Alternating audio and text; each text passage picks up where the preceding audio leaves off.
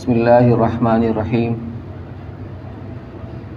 الحمد للہ رب العالمین والصلاة والسلام علی سید الانبیاء والمرسلین سیدنا محمد وعلی آلہ واصحابہ اجمعین اما بعد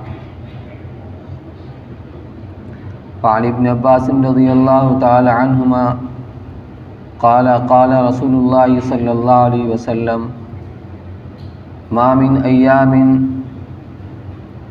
احب الی اللہ ما من ایام العمل الصالح فیہن احب الی اللہ من هذه الایام العشرہ قالوا یا رسول اللہ ولا الجہاد فی سبیل اللہ قال ولا الجہاد فی سبیل اللہ الا رجل خرج بنفسه وماله فلم يرجع من ذلك بشيء او کما قال رسول اللہ صلی اللہ علیہ وسلم۔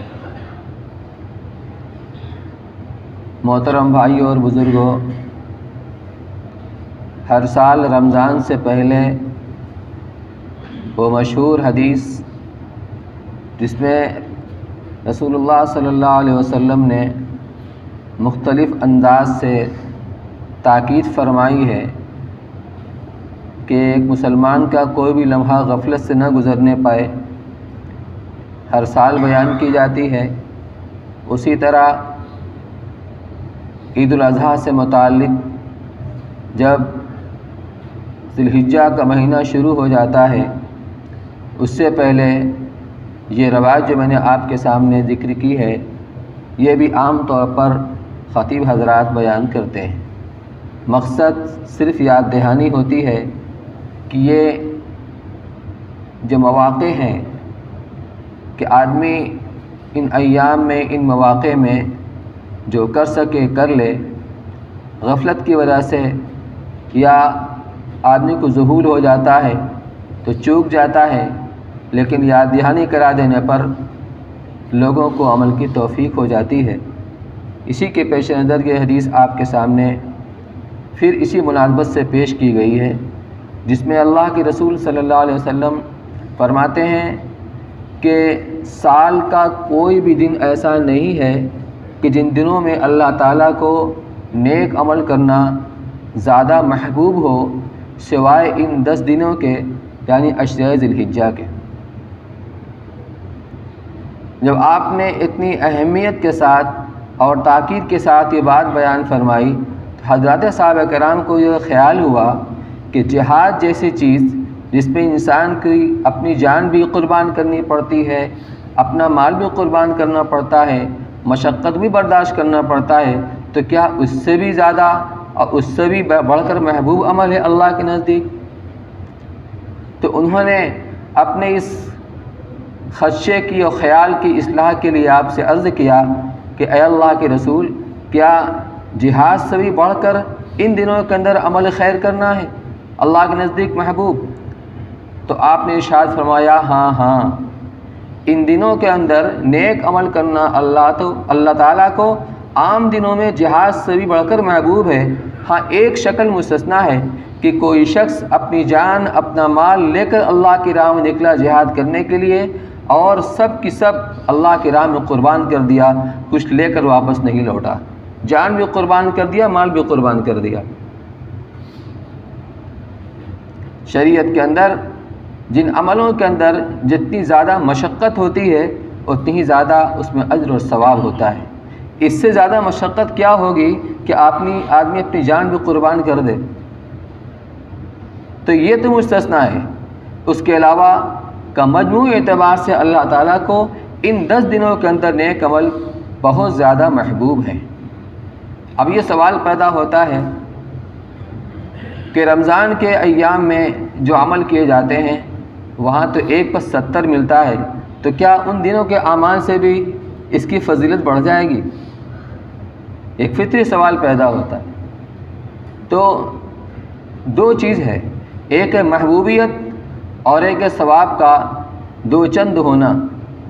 یہ تو یقینی بات ہے کہ رمضان کے مہینے میں ایک نفل کا ثواب فرض کے برابر ہو جاتا ہے، اور فرض کا 70 فرض کے برابر ہو جاتا ہے، تو اس کے اندر ثواب میں اضافہ تو ہوتا ہے، لیکن یہاں مسئلہ محبوبیت کا ہے کہ اللہ تعالیٰ کو ان دنوں میں عمل کرنا بہت زیادہ محبوب ہے، اس لیے وہ الگ چیز ہوئی، یہ الگ چیز ہوئی۔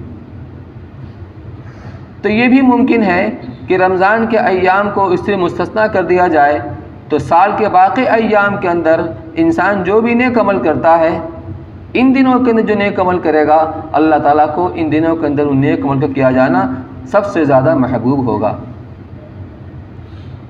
رمضان میں دیکھا جائے تو روزہ، نماز، صدقہ و خیرات اکٹھا ہو جاتے ہیں، لیکن اگر اشرِ ذی الحجہ کے اندر اعمال کی محبوبیت کی بنیاد کو دیکھا جائے تو یہاں کئی عبادتیں جمع ہو جاتی ہیں۔ الحج اشہر معلومات، حج کے چند متعین مہینے ہیں، یعنی شوال سے حج کے ایام شروع ہو جاتے ہیں، حج کے مہینے شروع ہو جاتے ہیں، شوال، ذی قعدہ اور عشرِ ذی الحجہ۔ تو عشرِ ذی الحجہ پر آ کر حج کے یہ مہینے مکمل ہو جاتے ہیں، گویا کہ تمامیت اسی عشرِ ذی الحجہ میں ہوتی ہے حج کے مہینوں کی، اور ایام حج اسی کے اندر پڑتا ہے۔ عرفہ کا دن جو انتہائی فضیلت کا حامل ہے، اسی عشرِ ذی الحجہ کے اندر پڑتا ہے۔ حج کا سب سے بڑا فریضہ اسی 9 تاریخ کو ادا ہوتا ہے، عرفہ کے دن۔ تو حج اسی مہینے کے اندر ہوتا ہے، قربانی اسی مہینے کے اندر ہوتی ہے، نماز اسی طریقے سے دوسری روایت کے اندر فرمایا گیا۔ حضرت ابو ہریرہ رضی اللہ تعالیٰ عنہ روایت کرتے ہیں کہ رسول اللہ صلی اللہ علیہ وسلم نے ارشاد فرمایا، ما من ایام احب الی اللہ ان یتعبد له فیہا من عشر ذی الحجہ، کہ عشرِ ذی الحجہ میں بندہ جو عمل کرتا ہے اللہ تعالیٰ کو اور دنوں کے مقابلے میں جو عبادت بندہ کرتا ہے سب سے زیادہ محبوب ہے۔ آگے اس کی گویا کی دلیل بھی ہے، یعدل صیام کل یوم منہا بصیام سنۃ، کہ ہر دن کا روزہ ایک سال کے روزے کے برابر ثواب رکھتا ہے۔ 1 تاریخ سے لے کر 9 تاریخ تک ہر دن کا روزہ، یہ ایک دن کا روزہ 1 سال کے روزوں کے برابر ثواب رکھتا ہے۔ وَتَعْدِلُ كُلُّ لَيْلَةٍ مِنْهَا بِلَيْلَةِ الْقَدْرِ، اور اس کے ہر رات میں قیام کرنا اور عبادت کرنا شب قدر میں عبادت کرنے کے برابر ہے۔ تو سب کا حاصل و خلاصہ یہی ہوا کہ ان دنوں کے اندر بندہ جو نیک عمل کرتا ہے اللہ کو بہت محبوب ہوتا ہے۔ ہمارا عمل کیا ہے؟ رمضان المبارک کے اندر آدمی اہتمام سے عمل کرتا ہے۔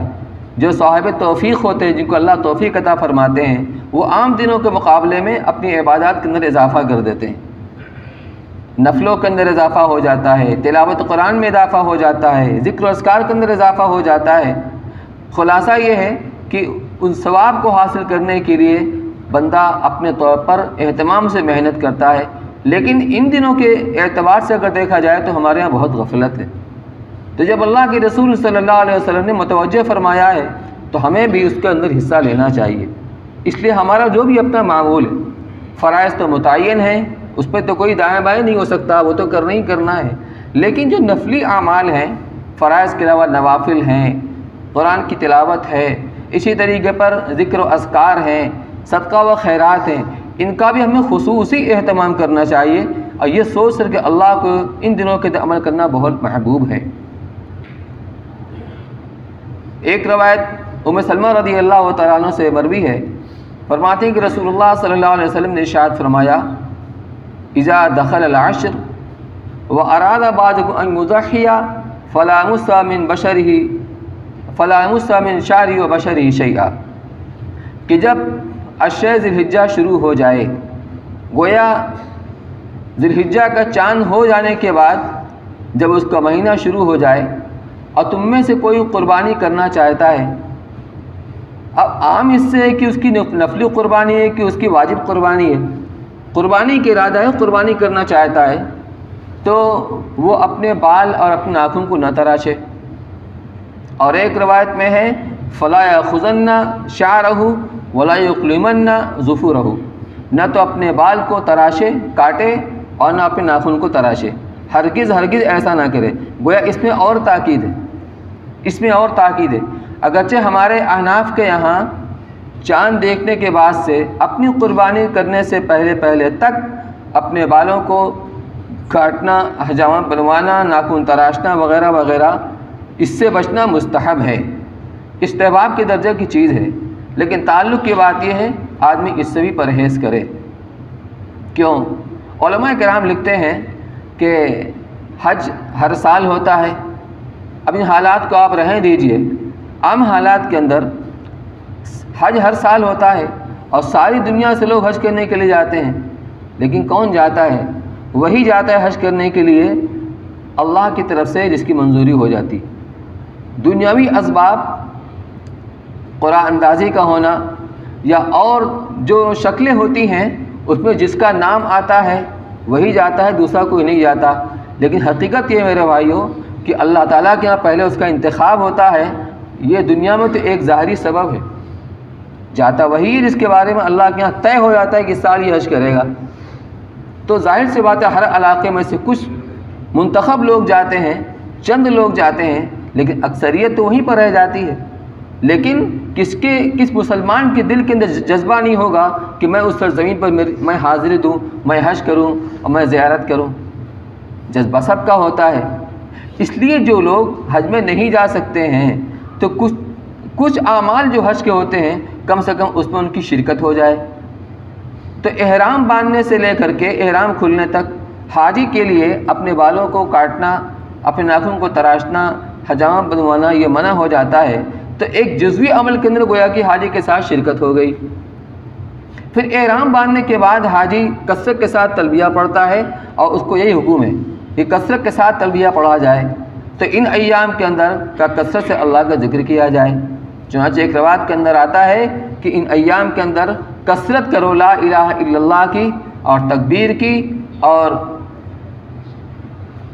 لا الہ الا اللہ کی اور تکبیر کی اور تحمید کی۔ جو 9 تاریخ کی فجر سے لے کر کے 13 تاریخ کی عصر تک ہر فرض نماز کے بعد جو تکبیر تشریق پڑھی جاتی ہے اس میں تینوں چیزیں ہیں، اللہ اکبر، لا الہ الا اللہ، اس میں تکبیر بھی ہو گئی اور لا الہ الا اللہ بھی ہو گیا، واللہ اکبر وللہ الحمد، اس کے اندر تکبیر بھی ہو گئی اور اللہ کی حمد کا بیان بھی ہو گیا۔ ایسا نہیں ہے کہ بس ہم فرض نماز کے بعد ہی پڑھیں، اس کی کثرت مطلوب ہے۔ جب نیک عمل اللہ کی طرف سے مطلوب ہے، اس کا مطالبہ ہو رہا ہے، اگرچہ فرض اور واجب کے درجے کی چیز نہیں ہے، لیکن اللہ کو جب محبوب ہے اور اللہ کو مطلوب ہے تو اسی پر اکتفا نہ کیا جائے، چلتے پھرتے آدمی اس کا ورد کرتے رہا کرے۔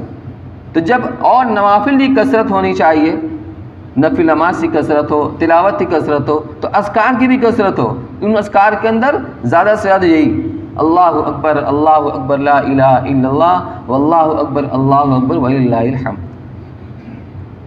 قربانی کے تعلق سے بہت سارے مسائل وہ ہیں جو یہاں بیان نہیں ہو سکتے ہیں، لیکن ایک چیز حالات کے تناظر میں عرض کرنا ضروری ہے۔ گزشتہ سال لاک ڈاؤن کی وجہ سے جو لوگ متاثر تھے، جو اپنی قربانی کرتے رہتے تھے، لیکن ایسے حالات سے دوچار ہوئے کہ اب قربانی کرنا ان کے لیے مشکل ہو گیا۔ اس سال حالات اس سے بھی زیادہ دیگر گو ہیں، اس سے بھی زیادہ ناسازگار ہیں، اور اس لاک ڈاؤن کی وجہ سے جو متوسط طبقہ ہے بہت زیادہ متاثر ہے۔ قربانی ایسا عمل ہے کہ بہت سارے لوگ شوق میں بھی کرتے ہیں، جو واجب قربانی ہوتی ہے اس کے علاوہ نفلی قربانی بھی کرتے ہیں، اور ایسا بھی ہوتا ہے جس کے اوپر واجب نہیں وہ بھی قربانی کرتا ہے، اور یہ عمل ہے ہی ایسا کہ اس کو کیا جائے، اس کو نہ دیکھا جائے کہ واجب ہے کہ نہیں ہے، اتنی ساری نیکیاں جو ملتی ہیں۔ تو بعض لوگ مسئلہ پوچھ رہے تھے کہ ان کا جو معمول تھا قربانی کرنے کا، تو کئی قربانی کرتے ہیں جس میں واجب بھی ہوتی ہے نفل بھی ہوتی ہے، تو جو صورتحال سے ان کا جو دوچار ہوئے ہیں تو ان کے پوچھنے کا مقصد یہ تھا کیا واجب ساقط ہو سکتا ہے؟ تو یہ بات اچھی طرح سمجھ لیجئے کہ جو وجوب ہے وہ ساقط نہیں ہو سکتا بغیر ادا کیے ہوئے۔ صاحب نصاب ہونے کے بعد اگر آج کی تاریخ میں کوئی صاحب نصاب ہوا ہے تو زکوٰۃ 1 سال کے بعد دینا اس کے ذمہ واجب ہوگی، لیکن اگر آج کی تاریخ میں کوئی صاحب نصاب ہوا ہے تو آج ہی قربانی اس کے اوپر واجب ہو جائے گی، گویا اس سے زیادہ اہم ہے۔ تو اب اس کے لیے اگر آدمی کے پاس زیور ہے، نقد پیسہ اتنا نہیں ہے لیکن اتنے زیور کا مالک ہے جو نصاب کی مقدار کے پہنچ جاتا ہے، تو قربانی تو واجب ہو گئی۔ تو واجب وہ عمل ہوتا ہے جو بغیر ادا کیے ساقط نہیں ہوتا، اس لیے اس کی ایک شکل بن سکتی ہے کہ اگر آدمی خصی خریدتا تھا جس میں اچھا پیسہ خرچ ہوتا ہے، اگر اس کے بجائے بڑے جانور کی قربانی کے اندر حصہ لے لے تو کم سے کم واجب تو ادا ہو جائے گا۔ دوسری بات یہ عرض کرنا ہے کہ بہت سارے مسلمان ہیں جو محبت اور عقیدت میں ان کے اوپر ایک قربانی واجب ہوتی ہے اور ایک ہی وہ قربانی کرتے بھی ہیں، لیکن وہ عقیدت میں اللہ کے رسول صلی اللہ علیہ وسلم کی طرف سے کرتے ہیں، یا کسی بزرگ کی طرف سے کرتے ہیں، یا کسی اپنے خاندان کے بڑے کی طرف سے کرتے ہیں، والد کی طرف سے کرتے ہیں۔ ان کا یہ جذبہ قابل قدر ضرور ہے، لیکن یہ سمجھ لینا چاہیے کہ واجب قربانی اس سے واجب ادا نہیں ہوگا۔ جو واجب ہے اپنی طرف سے واجب کرنا ہی کرنا ہے، اللہ نے اگر وسعت دی، توفیق دی، آپ کیجیے، اچھی بات ہے، کرنا چاہیے۔ تو یہ بات واضح کر دوں کہ جو واجب قربانی ہے بغیر ادا کیے وہ واجب ساقط نہیں ہوگا۔ ہاں اس کی یہ شکل ضرور ہے کہ آدمی بجائے خصے کے بڑے جانور کی قربانی میں حصہ لے لے تو وہ کم پیسے کے اندر اس کی وہ ضرورت پوری ہو جائے گی۔ اسی کے پیش نظر گزشتہ سال بھی جمعیت علماء بنارس کی طرف سے یہ انتظام کیا گیا تھا اور یہ اعلان بھی آیا ہے، وہ بھی آپ سن لیں۔ الحمدللہ سال گزشتہ کی طرح مثال بھی جمعیت علماء بنارس کی جانب سے شہر بنارس اور اس کے اطراف میں اجتماعی قربانی کا نظم کیا گیا ہے۔ بڑے جانور میں فی حصہ 2000 روپے طے کیا گیا ہے۔ خواہش مند حضرات مندرجہ ذیل افراد سے رابطہ کر کے اپنی قربانی درج کرا سکتے ہیں، اور نام نوٹ کرانے کی آخری تاریخ 7 ذی الحجہ ہے، اس سے پہلے اپنا نام نوٹ کرا دیں۔ خود نہیں جا سکتے ہیں، کسی سے بھیجنا ہے تو اپنا نام لکھ کر اور مبلغ و رقم دے کر کس کی طرف سے قربانی ہوگی اس کا نام لکھنا ضروری ہے کہ یہ قربانی کس کی طرف سے کی جائے گی۔ اسی طریقے سے جو لوگ قربانی کا گوشت بھی حاصل کرنا چاہتے ہیں تو وہ اس کی نشاندہی کرا دیں، اس بات کو لکھوا دیں، کیونکہ مقصد یہ ہوتا ہے کہ جن علاقوں میں قربانی نہیں ہوتی ہے، بہت سارے لوگ بقرعید کے دن گوشت سے محروم ہو جاتے ہیں، وہاں قربانی کرائی جائے۔ لیکن اگر کوئی اس گوشت بھی حاصل کرنا چاہتا ہے تو اس کی رعایت سے وہ جس علاقے کا رہنے والا ہے اس علاقے کے اندر یہ انتظام کرایا جائے گا۔ تو اپنا نام لکھ کر کے اور جو رقم ہے وہ یا خود جا کر رابطہ کر کے دے دیں یا کسی سے بھیج دیں۔ اشفاق نگر میں رابطے کے لیے مولانا عمر یاسر صاحب، مدن پورہ میں مفتی ابو صالح صاحب، مالتی باغ میں میرے لڑکے رضوان ہیں تو دکان پر مالتی باغ میں دکان ہے، وہاں سے رابطہ ہو سکتا ہے۔ انصار نگر میں مولانا ریحان نجمی صاحب، ان حضرات سے آپ رابطہ کر سکتے ہیں۔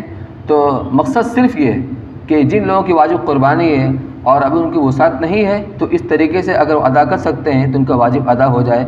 اللہ تعالیٰ ہم سب کو تمام ذمہ داری کو ادا کرنے کی توفیق نصیب فرمائے۔ وآخر دعوانا الحمدللہ رب العالمین۔